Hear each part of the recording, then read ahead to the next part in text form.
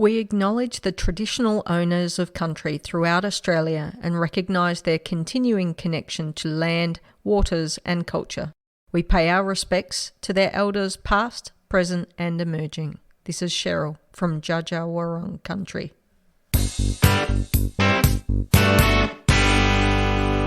Welcome everyone who's listening in, and hopefully to those of you who'll be listening afterwards to the show. My name is Cheryl Downs. I'm your host as always, or as most of the time.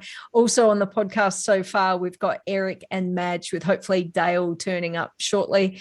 We know that we'd put out a couple of special mentions to say that Miranda Templeman was joining the pod. We've actually recorded that as a separate segment, so that will be available. God, can't even speak. Available to everyone as soon as I can get my life in order and push that out. So we've got both the audio and the video, so I'll try and do both of those. You can watch it on Facebook, and or I'll push it to our YouTube channel, where we don't have too much, but we've definitely got something.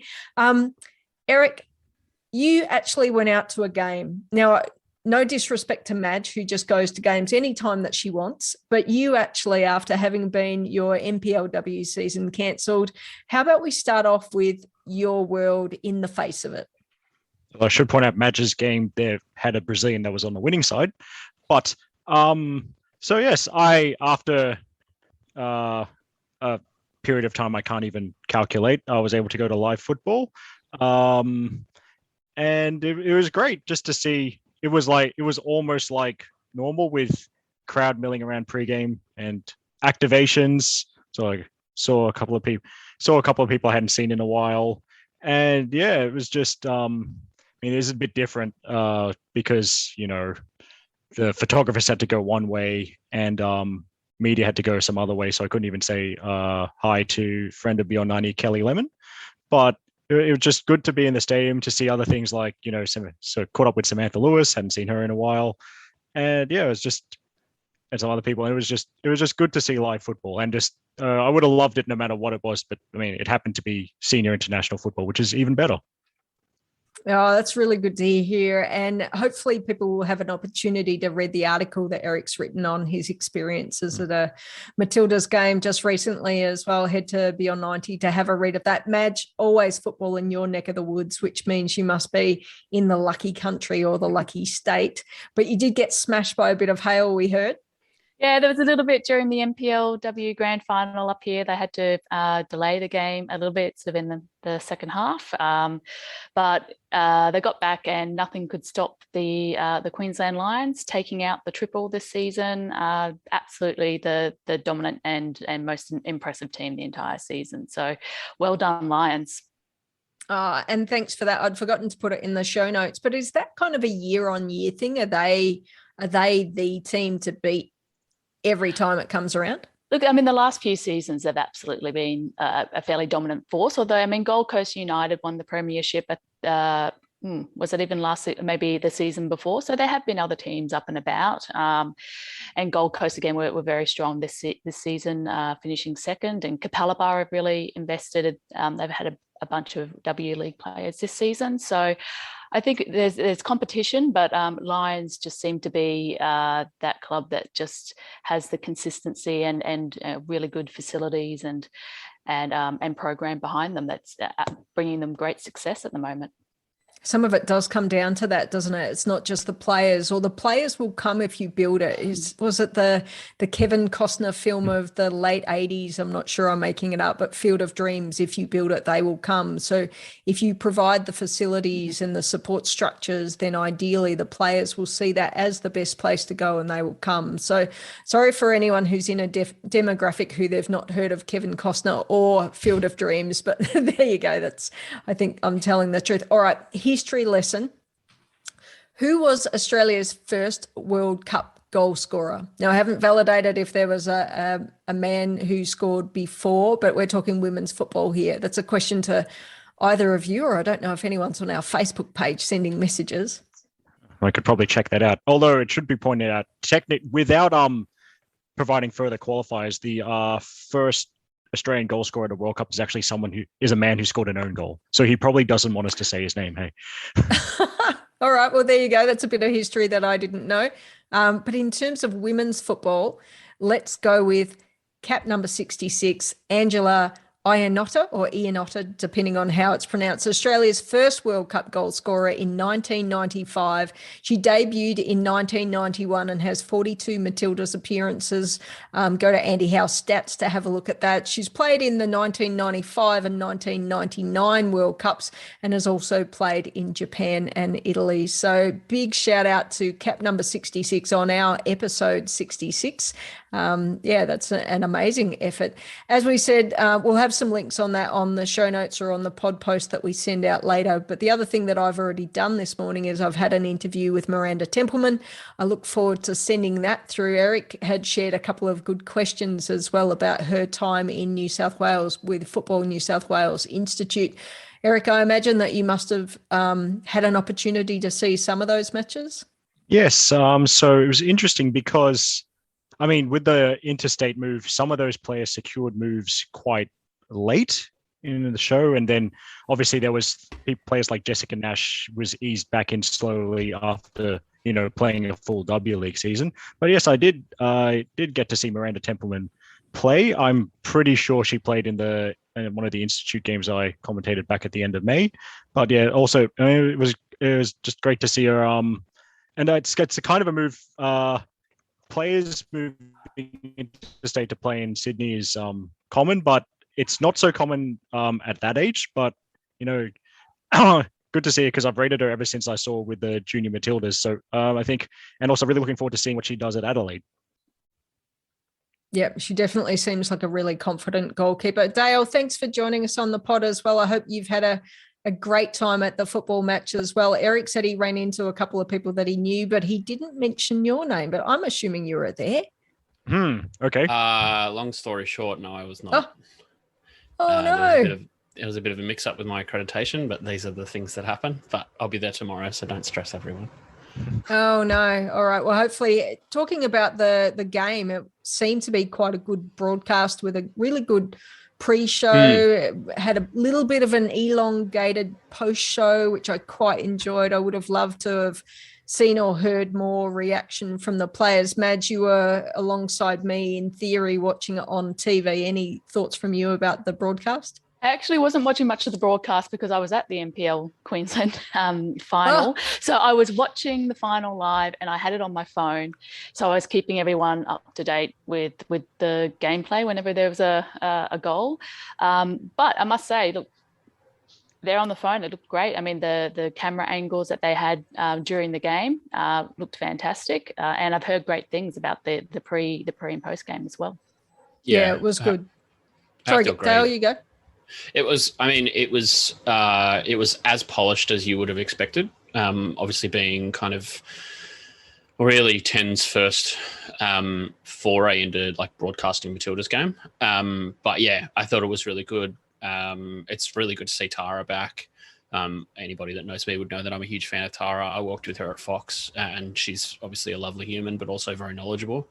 But it was also just nice to see like Tom Samani getting a TV gig because like he's not coaching anymore. So that was pretty cool to see. But yeah, in terms of the broadcast, it's nice hearing Simon Hill commentate Matilda's games because obviously that was kind of not his go at when the broadcast deal was still with Fox. I think Georgie Omandale's come a long, long way in the last 2 years in terms of her broadcast abilities. I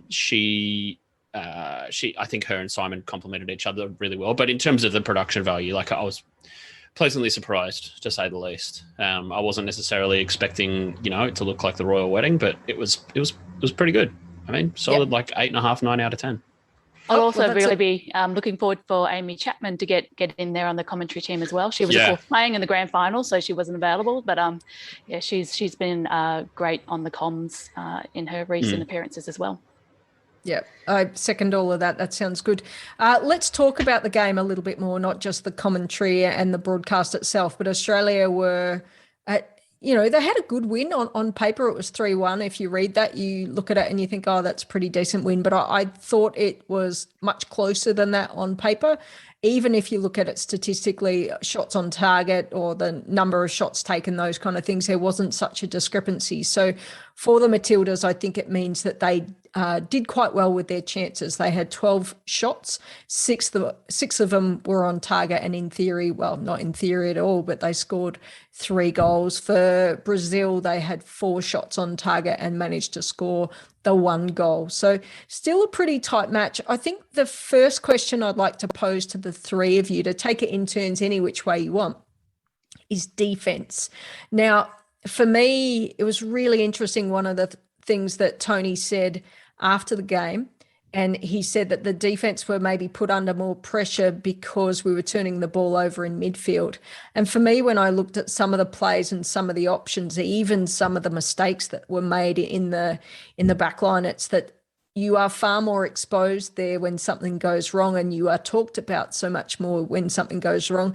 Lose the ball in the midfield, you've got your defense backing you up. Lose your ball in the defense, and then that's when Lydia Williams is under pressure, and she has some one-on-one things that just make me freak out just a little bit. But yeah, overall, I thought defensively it looked quite good. We definitely looked more confident with that 4 at the back, but that's not, I'd love to just be looking confident with 3 at the back. Who wants to go first and talk your experience about defense? Maybe Dale, because, you love a good defender, don't you? I do. I kind of agree with your point around, obviously, the kind of increased scrutiny of players who play central defence. It does, pressure does funny things, and we saw that. We've seen that from Alana Kennedy a few times. In all honesty, she probably could have gone in the first half with that drag down against, I think it was Giovanna.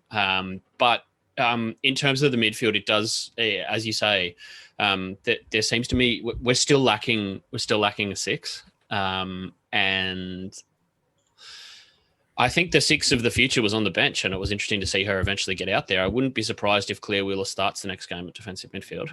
I think it'll be interesting to see. Obviously, I think Tony's going away from the concept of Van Egmond at 6, which I think is probably a good move. We're kind of like, there obviously was a lot of talk in the past week around the squad and around the fact that we've got like 15 defenders in the squad.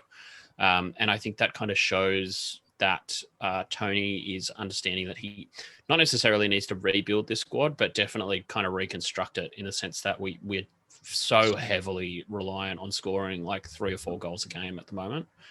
But in terms of team performance, look, aside from kind of a few blips, those Kennedy mistakes, there were a few turnovers that were kind of put us under a bit of pressure in the first half. There was that kind of succession of turnovers from Cooney Cross and then from Catley on the left flank that really presented Brazil with an opportunity. Aside from that, I thought that we were really, really encouraging signs. I doubt very much Steph Catley turned over a ball. I've not seen that happen. She did pass the ball. She's my idol. It won't count as a turnover, but it was an errant pass. We'll put it that way. But yeah, I think there was a lot to be really encouraged by. And I know that Brazil is kind of our bunny team at the moment, one of very few, but like we measured up really well against them. The question for me comes, I know that obviously they didn't have Cristiana, who's just retired. They didn't have Formiga. That Marta and Dabinia came off the bench. Those 2 players, I think, will start in the second game, and that I think is where the rubber hits the road, because those are like they're 2 of the best players in the world. So it's really good to kind of give the younger Brazilian players a bit of a run out and give our younger players a bit of a run out. But I think, yeah, as I said, once Brazil put their stars out there, it might be a slightly different game. And I'm not convinced. Yes, you're right in terms of recent results. They are our bunny, if you call it that. But from a rankings perspective, they're ranked 7th in the world. So to other nations, they're not the bunny. So for us to come away with that win, I think is good. It will be interesting to see the next game as well, if we can back it up with a similar or better result. Madge, do you have anything extra that you want to add about defense? Stuff like Steph Catley has never been at fault ever. Well, I think I thought it was interesting that we went back to the 4 at the back. I think it shows that we're going to be willing to change the setup for the teams that we're approaching, and Tony's obviously trying to build in options and flexibility there. Whereas I think we've looked at previous tournaments where the types of squads that we've taken have been very attacking heavy, and we've not had great flexibility in the back line, whereas that could be changing where, we could be going without that traditional four at the back, which, the Kennedy, Polkinghorne, and then Catley and Carpenter was very familiar. I'm sure a lot of people were very happy when they saw that combination. But when you're looking at tournament time, as has happened in previous tournaments, Claire Polkinghorne gets an injury, you need to be able to be flexible. And so I think that's what we've seen from Tony in previous games, testing out that three at the back option as well. So I like seeing mixing it up, and it'll be interesting to see what type of setup he goes for in the next game. Yeah. And Eric, your thoughts from on the defense, I suppose, but also from your fan experience, if you wanted to delve further into that, what did you think about the game generally, defensively, from a fan experience, and then your player of the match, if you're so inclined?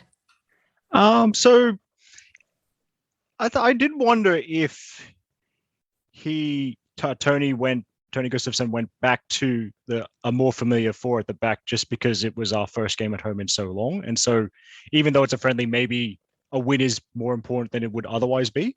So we are not the same kind of, we didn't have the same kind of winless streak as Ireland going into that game game last month. But I did wonder if perhaps he thought maybe I just need to get a win here, just because it would be so good for everyone's confidence and morale going forward, and especially with a game tomorrow night as well. The defense. Well, actually, I liked that Dale brought up, mentioned Claire Wheeler as the six of the future. I should also point out, as I was sitting next to Samantha Lewis, so I was directly in the blast zone when she came on the field, and my eardrums are still recovering. But Wheeler's. She's another one of those up and coming players that I'd like to see get more game time tomorrow, maybe even a start. And also, given that we saw like a literal child in Briley Henry get a debut, I'd also like to see Jamila Rankin get her first cap tomorrow night. I think that'd be great.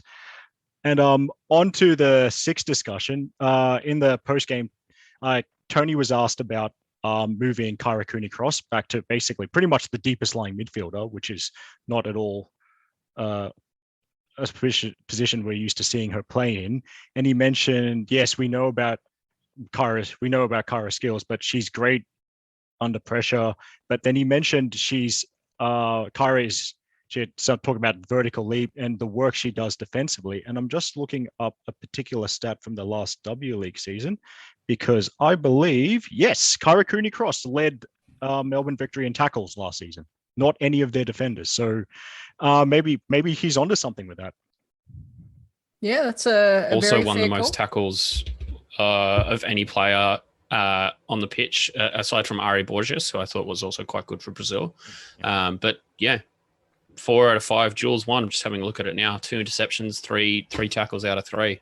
You can't ask for a better performance than that, than a player who's really played at 10 for most of their career and then kind of just gets chucked in there.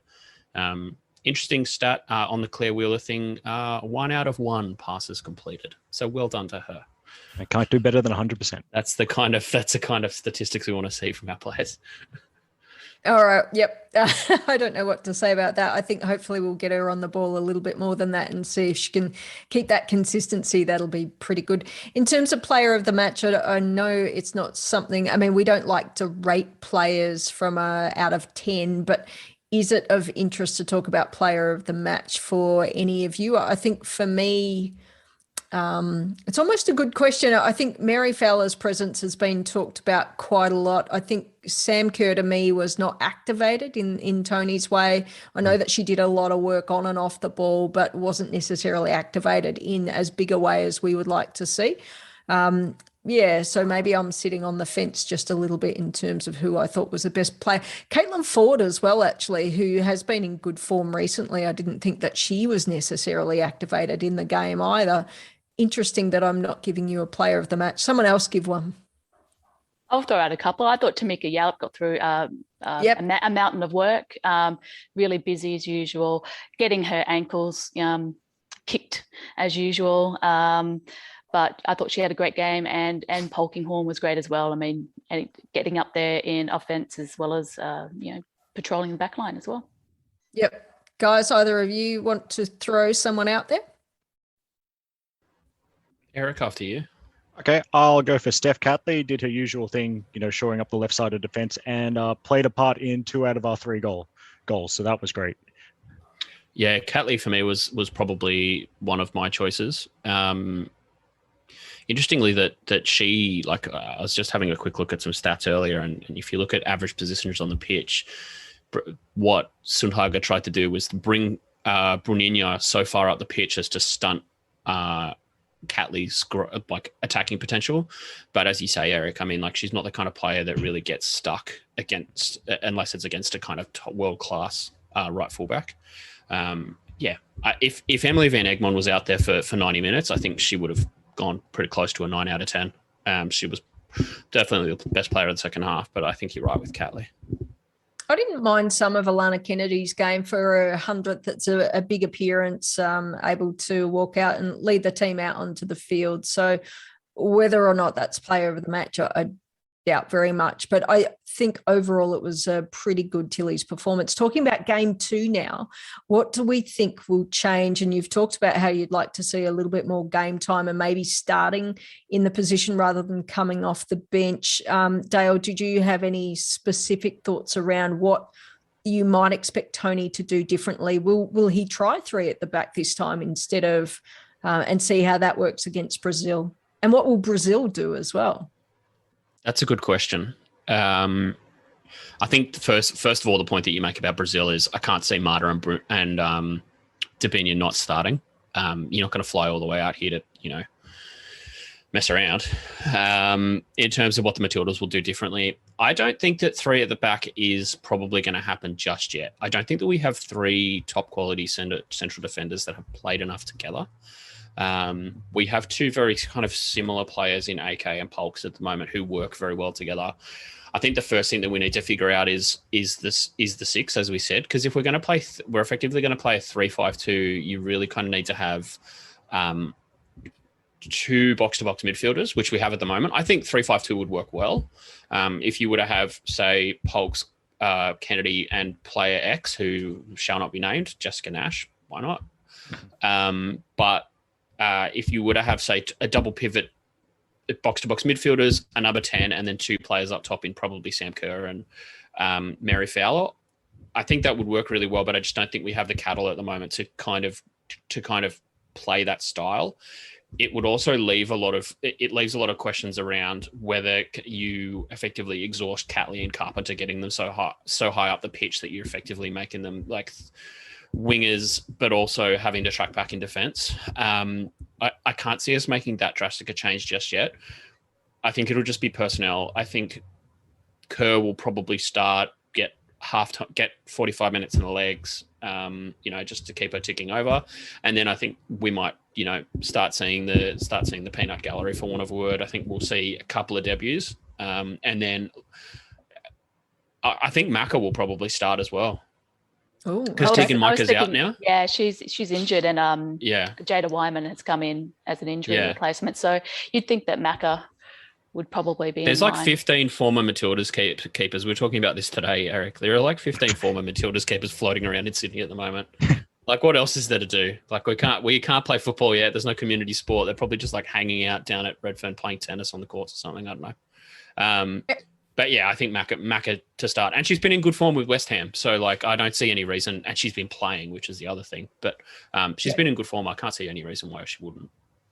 Eric, can I ask the same question a little bit differently for you? With the Asian Cup coming up towards the end of January, late January, early February, how important is this result versus the way that we play, the structure that we play, the people that are out there playing, versus getting as much opportunity as possible to play the style that we want for the future? Because there's another FIFA international window towards the end of November, I think. There's nothing in December, and I don't know what's coming up I don't know what the plan is at a team level. But when we consider, and I think it's roughly around the 20th or 22nd of January that the Asian Cup kicks off.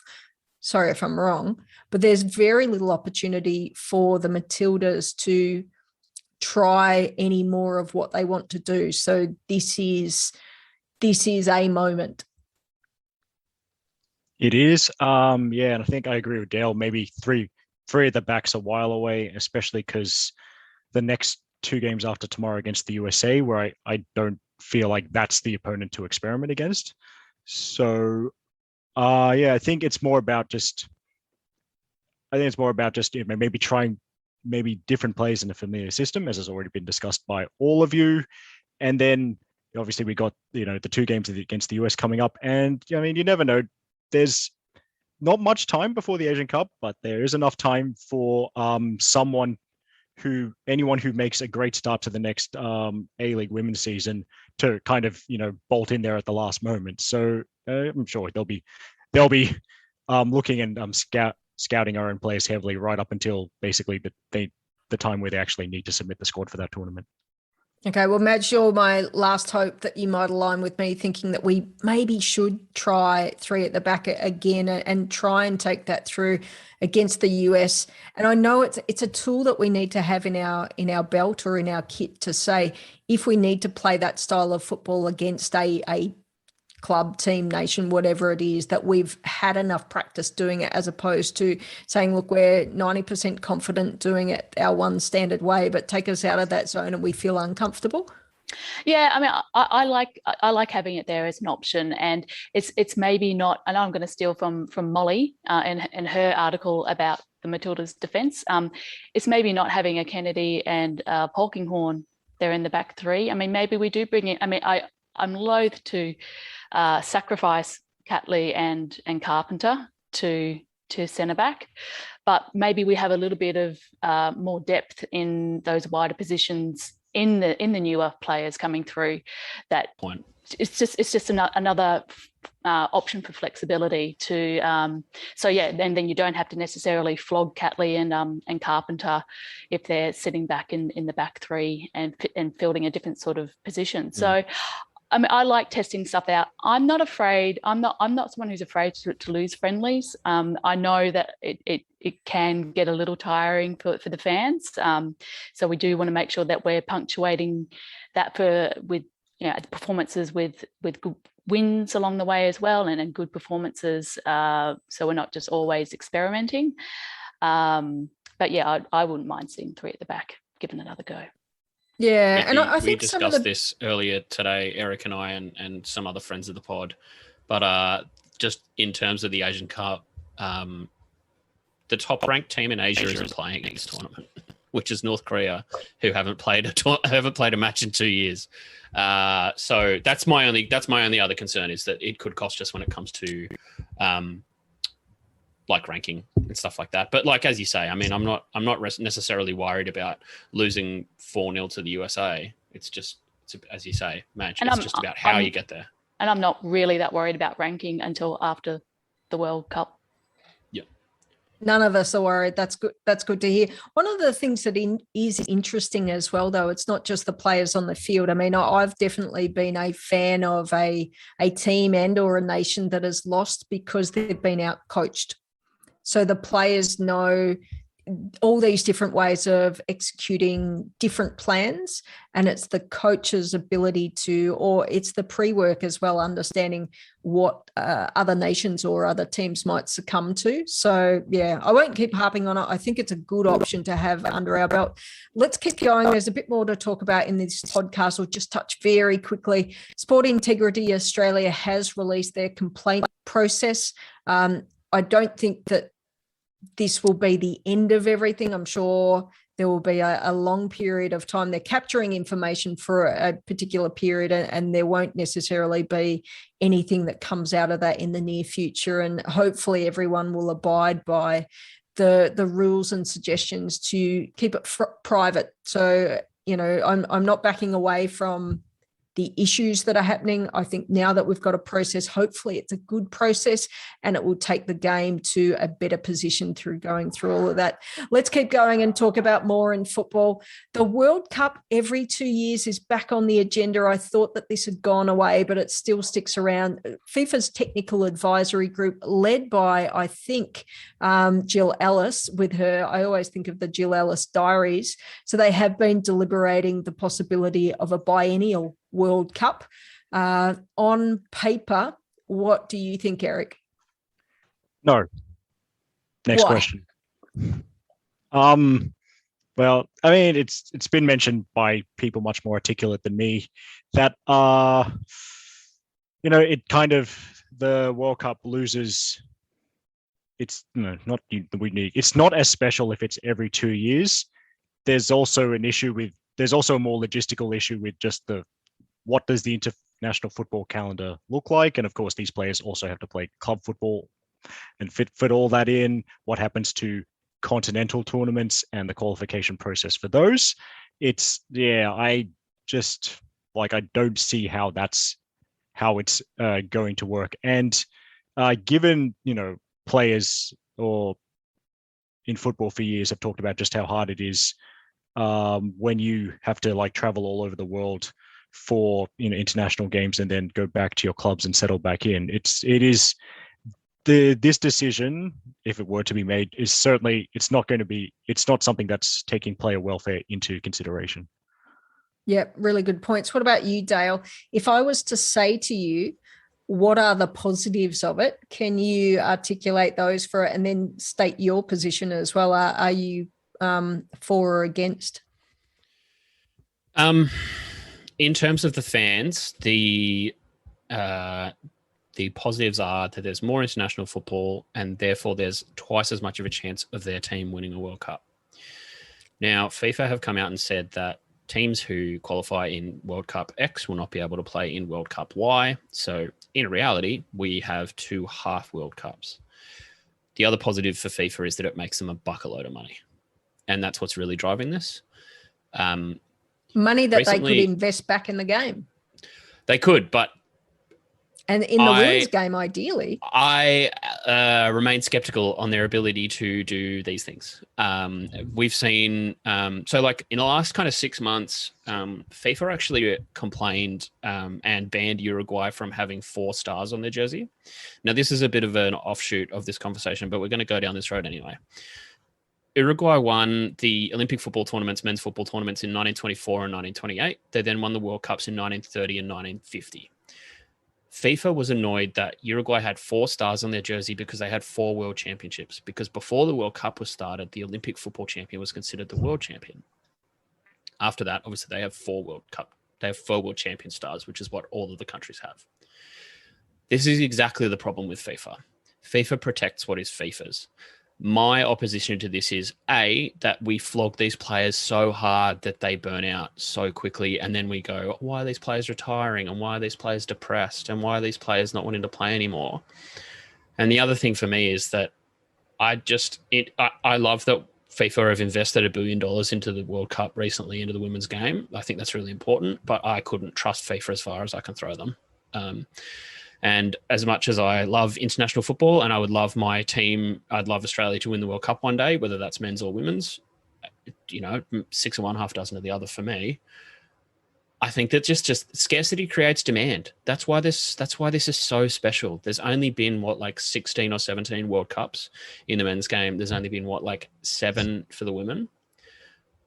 It takes away from the luster and the magic of these tournaments. And I think that's the same kind of thing with Olympics. There are only so many people in the world that can call themselves Olympians. There are only a handful of people that can say they've won a World Cup. And if we take that luster away, as you say, there's a line in The Incredibles that says, when everybody's super, then nobody is. And I think that's kind of what sums it up with this. Oh, that's not a bit. I'll have to try and remember that one to give it, call the show that. I have a question, and I don't know if anyone here is enough of a cricket fan to answer. I would have thought it's every year, but I think I'm wrong.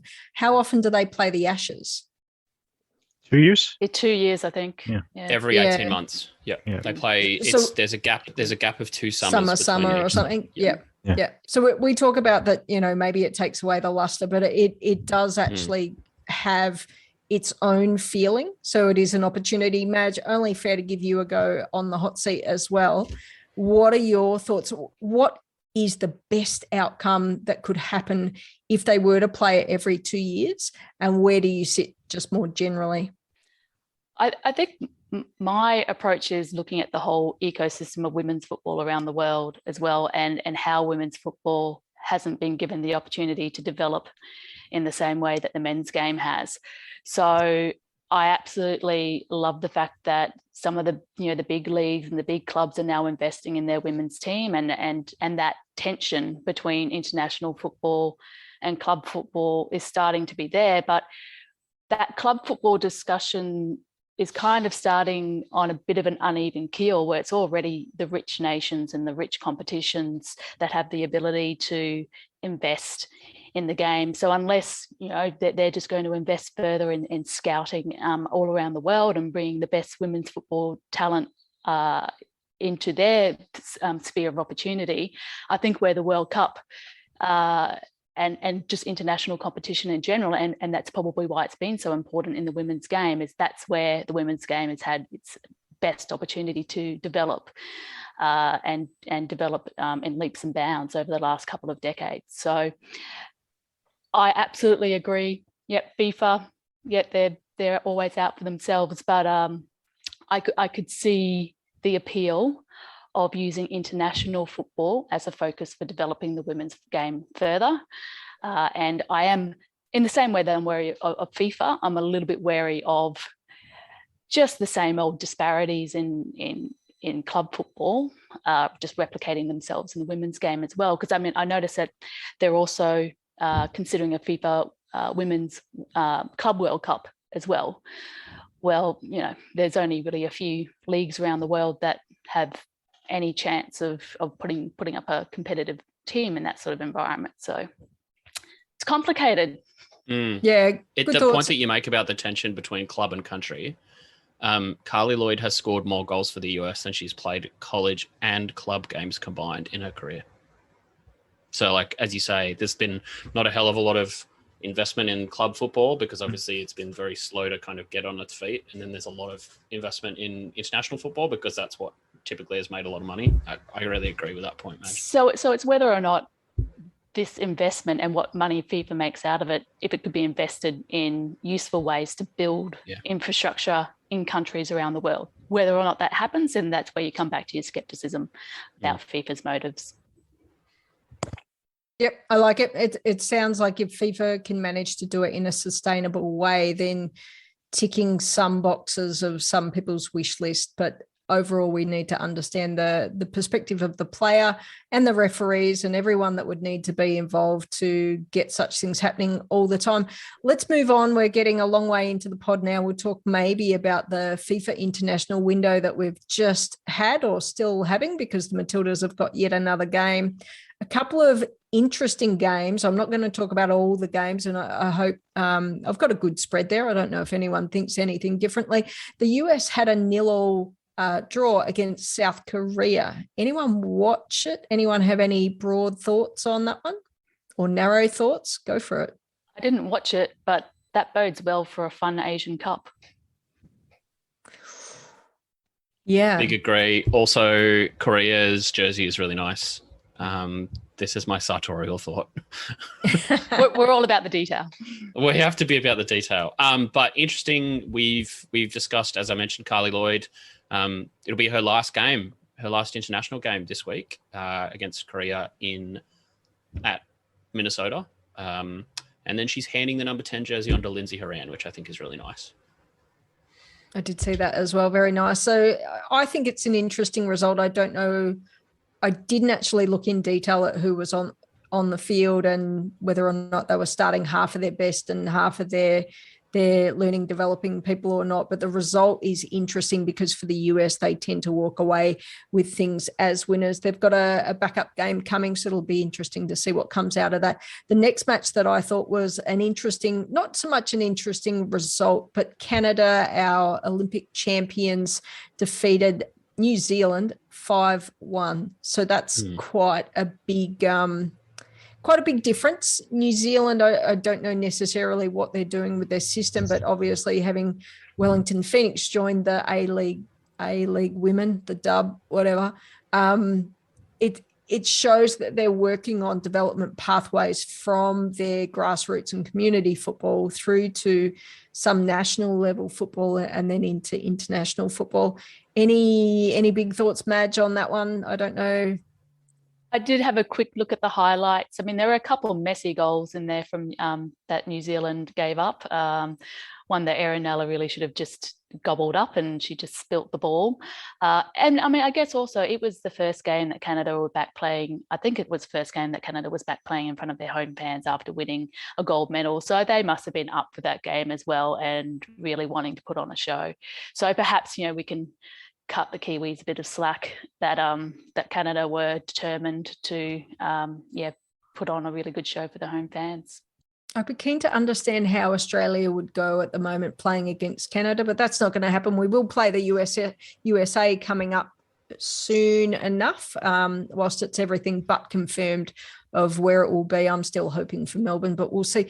Dale, Eric, your thoughts on Spain versus Morocco. Spain, I've picked that one out as an interesting match to watch because I'm really interested generally with how Spain are progressing, but they came up against the 81st ranked Morocco, maybe not a big game. Did they play around with some of the players that they would have started generally? This will be a test of my soccer way skills. Just bear with me while We were discussing whether the winner of this game got to hang on to Ceuta and Melilla, the two cities that are in the north of Morocco that Spain claims as their own. Yes. Unfortunately, Morocco did not win the game, so they do not get to take back those towns. But I think it's interesting that Spain decided to kind of take this route instead of obviously because they're in a group where they don't necessarily need to have a qualifying match this week because they're in a short group.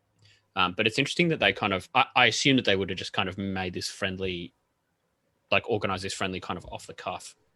Morocco seems like a very interesting choice of opponent. But I didn't have a look at the squads. Eric's obviously doing a very quick bit of research here. All right, I'll cut Eric a little bit more time and we'll talk about an upcoming match, which is of interest, I think, particularly because I think Scotland have been playing some good football, but they won't be playing their good football without with Kim Little these days, as she has retired from international football, coming up against the second-ranked world team in Sweden. I think that could deliver some interesting moments. I'd be interested anyway, but Eric, we should throw back to you and give you an opportunity to let us know how that match went with Spain. Okay, so as you mentioned, a solid 3-0 victory. I've actually loaded the squad now. My knowledge of the Spanish women's national team is what Riley Dobson would call an opportunity for improvement. However, I did notice Ona Batya from Manchester United, a high-quality fullback, played the full game, and Jenny Hermoso and Alexia Putellas came off the bench. Yep. Now that is all the players I actually recognize, unfortunately. But it did you think with Putellas only getting 14 minutes at the end or something like that.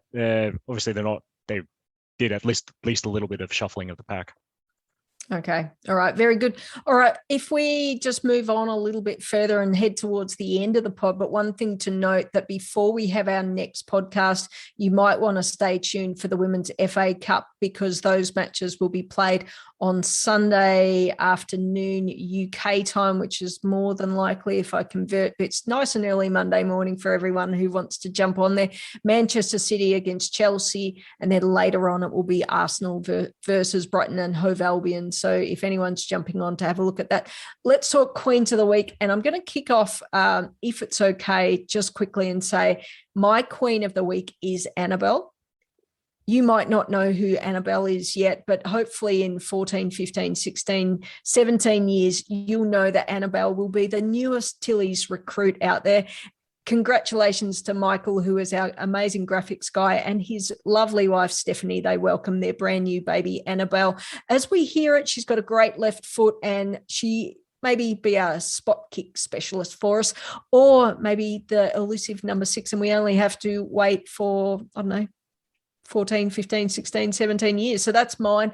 Also off the back of that, Miranda Templeman has shared with us her Queen of the Week, and she's thrown it to former housemate, I think you would call it, Briley Henry, who made her not start with the Matilda, but made her debut with the Matildas. Any other ones out there? I don't know if Stefan threw us one, but we'll throw to you guys. Eric, if you wanted to kick off, perhaps.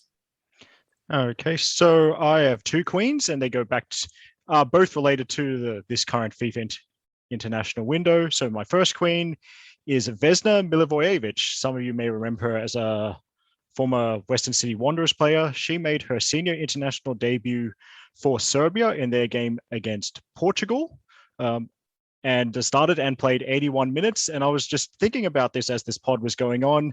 It was pretty much this time 2 years ago where Vesna was playing in the New South Wales Futsal Premier League second division for SD Raiders, alongside new Wanderers coach Catherine Cannulli, must be said. And she's taken, shall we say, a different path. It's definitely a different path to senior international football, but I'm great to see her get a senior cap, because I had the pleasure of watching quite a bit of her in the 2019 NPL season, and she was incredible in a team that was not so good. But despite that, and I think something that links it back to the Tillies game, for a brief time, one of her Bankstown City teammates from 2019, Mary Fowler. So Bankstown City producing internationals. Who would have thought? Okay. And my other queen is, Danish pronunciation is not my strong point. I'm going to go with Sinja Brun. Yeah, well, however you say it, she scored the first 5 goals in Denmark's 8-0 win over Bosnia-Herzegovina. So yeah, that's not something you see every day. Yep, not bad. Madge, how about you? I'm going to go for a winning Brazilian, Marielle Ecker, who took out the player of the match in the NPLW Grand Final up here for Lions. Also part of the team of the season as well. So she had an absolute screamer season as usual, as she also did last season. And also a quick shout out to Tamika Yallop and Marta for giving us the lols as a good gift going around out there, where they are matching each other for great facial expressions during the game on Saturday night. Might need you to share that one with me, and I'll include it. My dearly beloved was very impressed with Marta's with her lipstick. She was very just like, oh, it's very striking. And obviously she's a very striking woman. And Tamika Yallop was on the end of a lot of those facial expressions, which was quite. Also, may I just say, that tackle that Yallop copped, man alive. that was something else. Yeah. Queen of the week. She dished out a good one as well, though. She did. I mean, she gives as good as she can get. My queen of the week this week is the Polish women's national team. They got a 0-0 draw against former world champions Norway. They're still missing Eva Pajor, who has a knee injury at the moment, who is probably their most well-known player from Wolfsburg. Also didn't have Katarzyna Kiajanek from, I think she's at Wolfsburg as well, their backup goalkeeper. But really, really impressive result for them. They've never qualified for a major tournament at any level. Their last major kind of their last major tournament was, I think, the 2019 Algarve Cup.